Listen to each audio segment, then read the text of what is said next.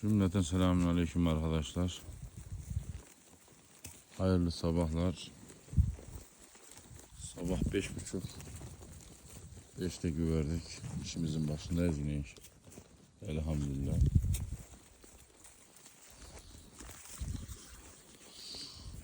Kuzular sabah kahvaltısında. Arkadaşlar kusura bakmayın. Telefondan yapıyorum şu anda çekimleri. Ama bütün aksesuarları aldık. GoPro kamerası olsun, drone'umuz olsun. Ama GoPro kamerasını sipariş ederken içinde hafıza kartı yokmuş. SD kart. Onu da sipariş ettik. Birkaç güne gelir bilmiyorduk. İşte yavaş yavaş. İnşallah daha kaliteli, daha profesyonel çekimler yapacağız. Sizler için, bu hayatı görmek isteyenler için. Bizim bir günümüzde böyle geçiyor. Sabah rutini 5, sabah 5 ve sabah 8.30 falan gibi bir içeri tıkıyoruz. Sonra akşam 4.30'da güveriyoruz.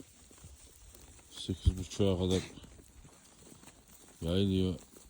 Sonra hesap ediyoruz işte aşağı yukarı kuzu başı 400-500 gram arasında da akşamları tekrar yem veriyoruz. Yani idare etmez gibisinden. Hayat bu şekilde devam edip gidiyor. Şükür bir sıkıntımız yok.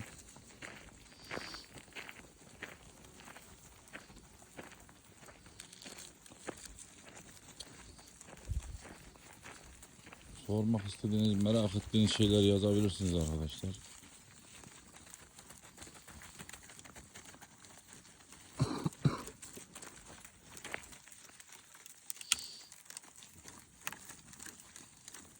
Arkadaşlar kurtları soracaksanız kurtların bu ara sesi yok.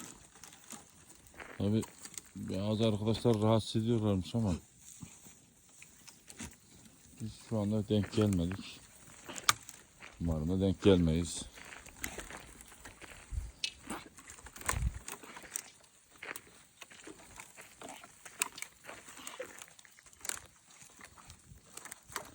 Arkadaşlar bu arada destek için abone olmayı da unutmayın.